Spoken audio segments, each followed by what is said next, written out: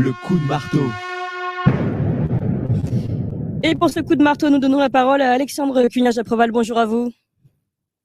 Bonjour Clémence. Et merci d'être avec nous ce matin. Vous êtes avocat au barreau de Paris. Vous souhaitiez revenir sur la GPA qui fait grand bruit, notamment avec ces annonces de Christophe Beaugrand et son compagnon et de la naissance de leur enfant avec la GPA. Et puis même ces prises de parole, je vous propose, avant de vous donner la parole, qu'on réécoute Christophe Beaugrand et son compagnon sur Combini. C'était il y a quelques années. But we are ready. Non, ça c'est pas Christophe Beaugrand. Effectivement, ce qui nous agace beaucoup, c'est mais alors est-ce il aura toujours des contacts avec sa maman? C'est pas sa maman, c'est un enfant qui a deux papas. Il a ses parents, hein. Ses parents ils sont là. Il n'y a jamais eu d'abandon de qui que ce soit. Il y a juste deux femmes qui nous ont aidés à devenir parents, mais en aucun cas ces femmes ne sont des mères. Voilà, c'est pas sa maman. Il y a juste deux femmes qui nous ont aidés à devenir parents. Donc, une a fait un don d'ovocytes, l'autre a porté l'enfant, mais ce n'est pas sa mère, ce n'est pas sa maman. Voilà, Alexandre Cugnage-Apreval, vous souhaitiez réagir à cela. Oui, c'est vraiment terrifiant ce qu'on écoute parce que c'est l'expression de tout ce qu'on pouvait prévoir de cette dérive qui commence depuis des années et des années, mais qui prend en réalité son origine dans un fondement philosophique. Et il faut faire clair, hein, c'est le contractualisme, c'est l'individualisme, c'est qui a été exprimé par les féministes dès 68, mais dès avant, c'est mon corps, mon choix. Alors je voudrais revenir sur cette expression, mon corps, mon choix des féministes, qui propage un double mensonge. D'une part que sur la question de la gestation ou de l'avortement, en l'occurrence, c'était leur corps. Eh bien non, c'est pas votre corps, c'est dans votre corps, mais un enfant, c'est un autre corps. On le sait au moins depuis qu'on connaît l'ADN, donc ça commence à faire quelques années. Et surtout, il y a la question de mon choix. Est-ce qu'on peut disposer de son corps, c'est-à-dire le mettre dans le commerce? Vous vous rappelez, la semaine dernière, on parlait des autoroutes et du principe d'inaliénabilité. Oui. Alors, ça marche pour le domaine public. Oui. La question qui se pose, c'est est-ce que ça marche aussi pour l'être humain?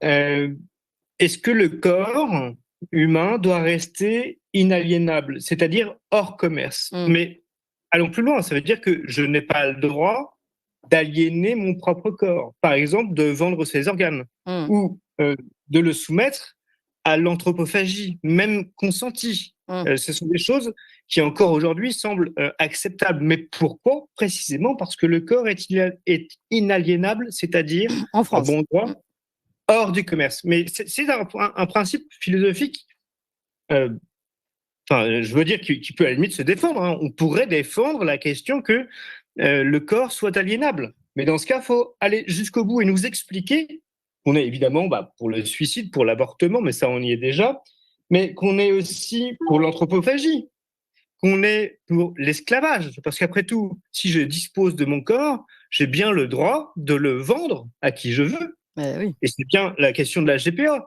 Effectivement, ces gens, d'une certaine manière, ont raison de dire il n'y a plus de maman, parce que j'ai acheté, en fait, le droit d'utiliser le corps de l'autre. Comme disait l'autre, qui heureusement nous a quittés, Pierre Berger, j'ai loué le ventre d'une femme.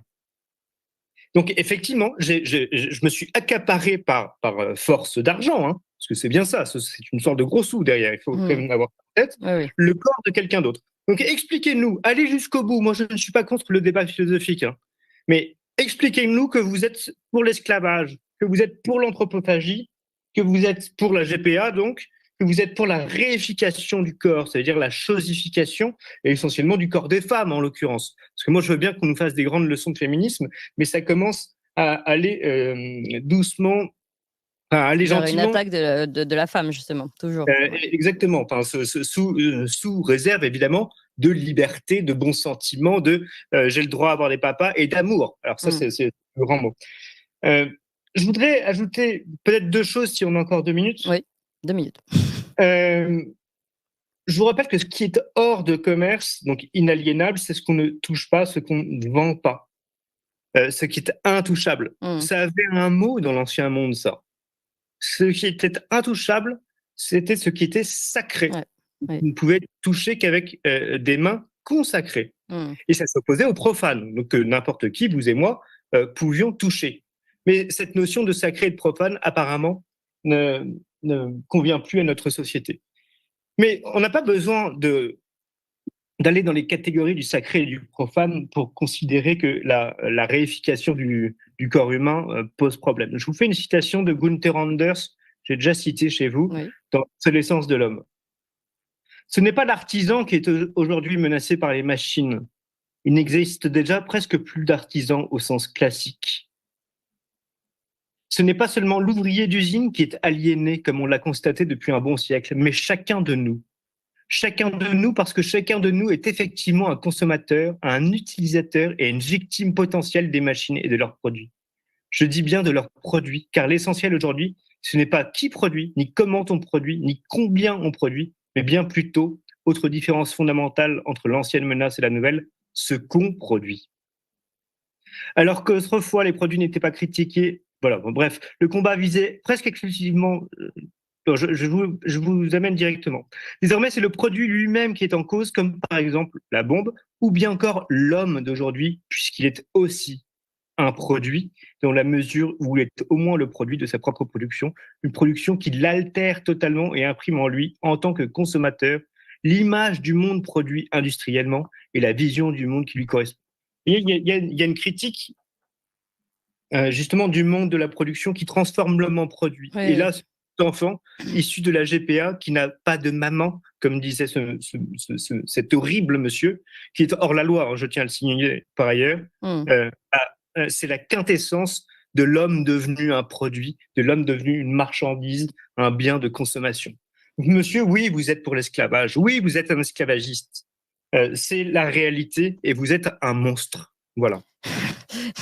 La chronique d'Alexandre Cugnage-Proval sur cette GPA et les mots de Christophe Beaugrand qui s'en justifient en expliquant qu'il n'y a pas de maman derrière son fils. Merci beaucoup Alexandre Cugnage-Proval.